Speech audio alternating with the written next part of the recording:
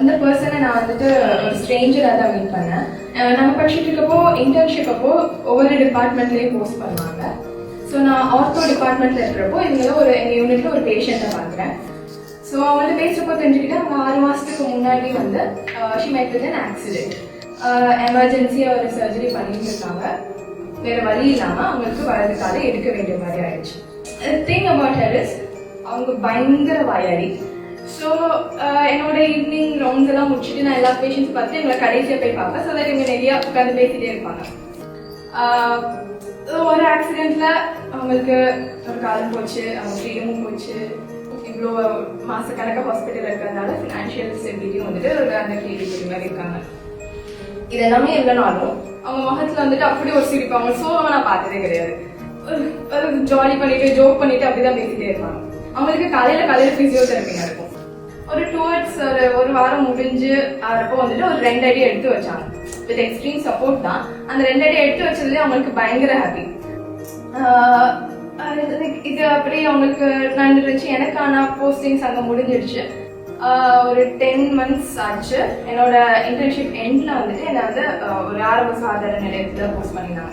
அப்படி அங்கே போறப்போ ஃபர்ஸ்ட் டே போய் இறங்குறேன். ஒருத்தங்க அங்கேருந்து வீல் ஷேர்ல வராங்க. நான் பார்த்தேன், பட் நோட்டீஸ் பண்ணல, எனக்கு தெரியல யாருன்னு.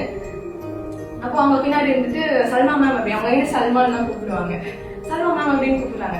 ஆனால் யாரும் அப்படி கூப்பிட மாட்டாங்களே, யாரும் இது அப்படின்னு சொல்லி திரும்பி பார்க்குறேன். அவங்க வந்து எப்படி இருக்கீங்க அப்படிலாம் கேட்டுட்டு, பார்த்தீங்கல்ல சொந்த கால நின்று பார்த்தீங்கல்ல அப்படின்றாங்க. லைக் ஒர்ஸ்ட் திங் இஸ் எனக்கு ஞாபகம் இல்லை அவங்க முகம், எனக்கு ஞாபகம் இல்லை. அவங்க அதே சிரிப்பு, அதே மாதிரி சிரிச்சுட்டு என்ன மேம் நீங்க அப்படின்னு சொல்லிட்டு அதே மாதிரி ஆட்டோல இந்த வார்ட்ல இந்த பெட்ல அப்படின்னு எல்லாமே கரெக்டா சொல்றாங்க. ஆட்டோனதுமே எனக்கு ஞாபகம் வந்துருச்சு அவங்க தான் சொல்லி. லைக் அவங்கள பாக்குறப்பவே எனக்கு ரொம்ப ஸ்டன்னா இருந்துச்சு. ஒரு in a matter of one year தான், 1 yearல வந்துட்டு she literally bounced back to life. அதுவும் ஒரு கால் வச்சுட்டு அவங்க கம்ப்ளீட் யூனிஃபார்ம்ல இருக்காங்க, அவங்க ஓன் வீல் சேர்ல இருக்காங்க. அந்த ஆரம்ப சுகாதார நிலையத்துல ஒரு கம்யூனிட்டி ஒர்க்கரா வேலை பார்த்துட்டு இருக்காங்க. எனக்கு ஏன் வந்துட்டு ஆக்சுவலி அவங்கள தெரியல அப்படின்னா, she healed so better. Like ஆளே அடையாளம் தெரியாத மாதிரி இந்த குட் வே ஷி ஹீல்டு. அவ்வளோ ஒரு கொஞ்சம் சப்பியா, கொஞ்சம் வெயிட் போட்டு அந்த மாதிரி ஒரு நல்ல ஒரு இடத்துல இருந்தாங்க.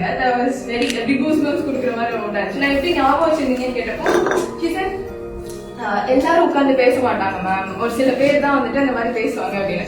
அதுல கத்துக்கிட்டேன்.